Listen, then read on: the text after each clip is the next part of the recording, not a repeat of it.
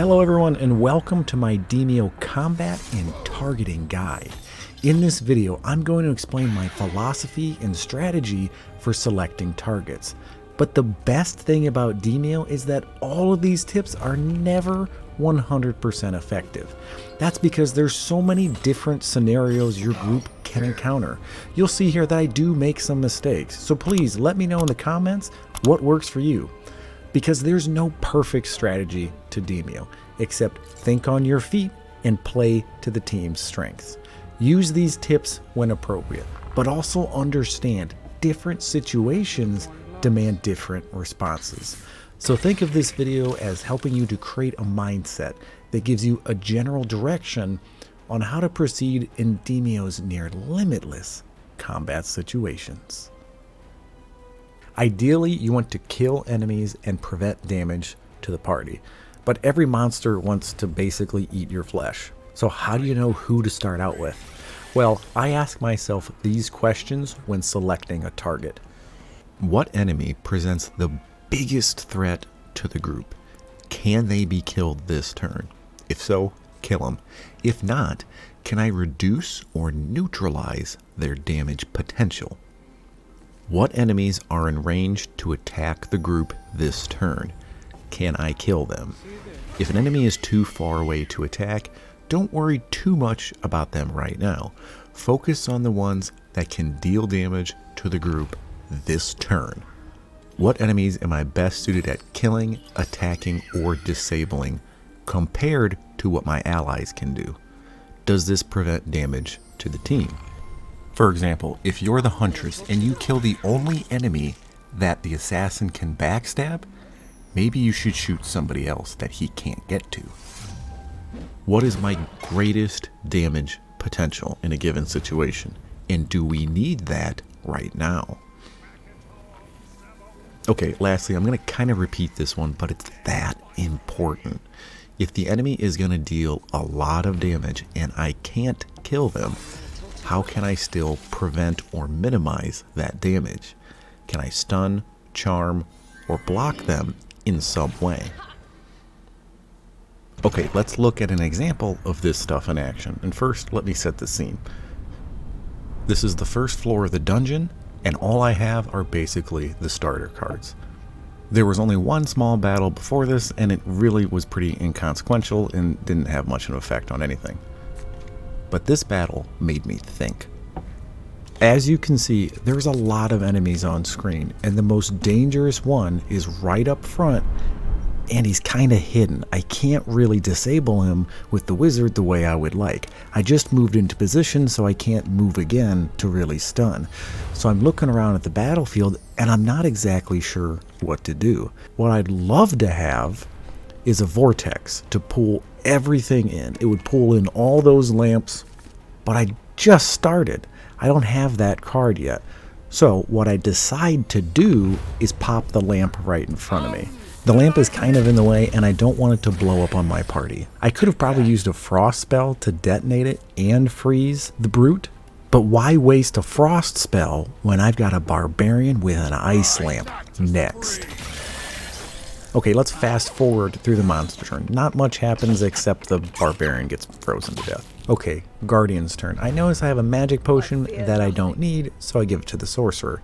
And then I decide to deal with the frosty barbarian situation, which is probably actually a mistake. The barbarian's still frozen. Not going to be able to do anything this turn. I probably should have saved that action to do something more productive. I almost make another mistake and put a panic powder on a brute, but I check the brute's immunities and it's immune to panic.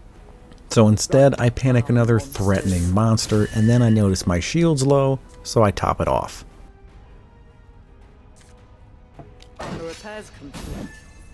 Okay, back to the sorcerer. I'm still not really sure what I want to do. There's a lot I could do, but I want to find the best move. I'm thinking fireball. No, probably not. So I go back to my questions. Who is the most dangerous enemy out there, and can I neutralize their ability to damage the party? And that answer is yes, because I still have that frost spell.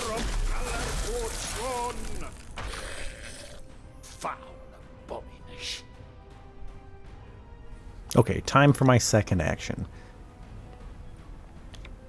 I'm thinking I want to stun somebody else. I just prevented a lot of damage. How can I prevent more damage? And then I see it. I should have probably saw it before. The stupid ice lamp. Let's blast that thing. It's going to freeze a bunch more enemies and set off that oil lamp. Hell yes. The power of lightning. And if you notice, now there's a new opportunity. There's another ice lamp that just popped out of the sand. Fight me, foul creature. Foul indeed. Good job, sorcerer. Okay, now I'm debating on taking a risk. I've got the Huntress. I could move her up and attack and get extra damage on the brute, but there's still a couple enemies floating out there. I would like to be able to move an attack and then shoot that other ice lamp still in the back, but I don't think I'm going to be able to see it with that stupid pillar in the way. But maybe there's a way I can still do it.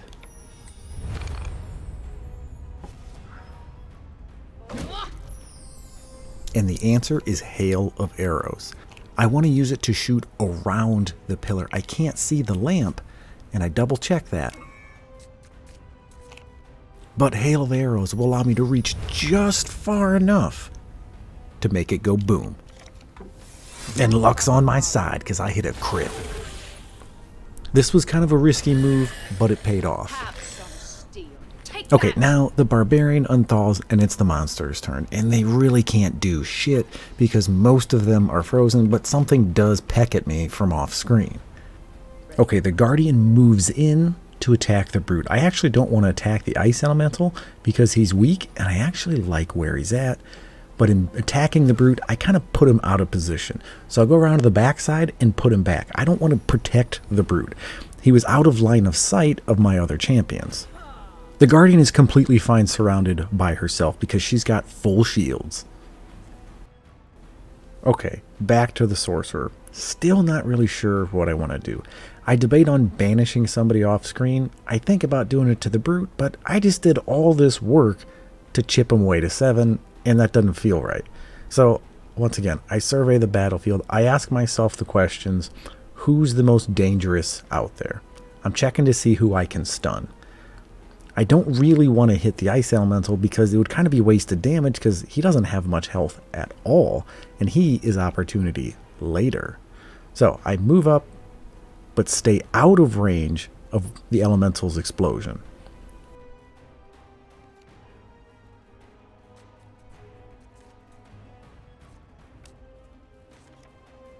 I debate on stunning somebody, keep looking around, not really sure what to do. I don't want to stun that guy because he's already going to get frozen when the ice elemental explodes. I almost do it, and then I change my mind. Now I figured it out. Oh, there we go. Yep, he's got 10 health, he's got 1 health. That elven priest at any second could summon in more enemies to fight, and we just can't have that. Time to burn. That might have been overkill, but there's still enemies around the corner by the Guardian. Okay, Huntress time. I know exactly what I'm doing. Moving back and taking a shot. Get out of the way of the explosion and then disable the Brute yet again. This Ice Elemental was an opportunity that I took advantage of. Okay, Barbarian's turn. He's finally unthawed and ready to go. He's got his axe sharpened and he's gonna swing and miss. Come on, man. Die now! You haven't done anything since that one ice lamp, but hold on, let's drink a potion. You're pretty low, don't get too excited. I got a little carried away there. I'm glad I slowed down to chug something, and there it is. That Brute is finally dead. That Brute never moved once, never attacked once. I was able to manipulate the battlefield enough to keep the most dangerous enemies stunned and chip away at everybody else in different and creative ways. But the best thing about Demeo is there was probably a lot of different ways I could have approached this problem. But this is what I went with, and it worked. If you saw a different opportunity, let me know in the comments. And if you're ever stuck, ask yourself these questions. And now, let's look at some more creative decision making. This fight's over, but I had a little fun with it here at the end. I tossed down a water flask to get rid of those crystals. and to insulate myself just in case that fire elemental decides to explode on me later. If he does, it would only deal 1 damage then, and I got a shield, so it really wouldn't hurt me very much at all. We'll move back over here, smash this guy with a crit, and then, yeah, what the hell, let's have some fun. I'm going to move in with the Guardian back and get a hit in, because next I've got something kind of stupid planned. But if you're going to do this kind of thing, make sure you consult the team first. I moved the sorcerer in with the intention of zapping and stunning everyone in the area. Because they're wet, it chains around and it's going to hit the Guardian. So yeah, Guardian, thanks for taking one for the team. It deals the Guardian 6 damage. Had I planned this out better, I probably would have armored up more so it dealt the Guardian less damage, but the Guardian's pretty strong anyway, and I really wasn't worried about it that much. Okay, let's look at one more quick example. We'll think of it kind of as a bonus, as how you can use a card to prevent damage from happening to the team by blocking the enemy's path. And the best cards at doing this are oftentimes free, and it's the lamp cards. So here we go. Let's check this out.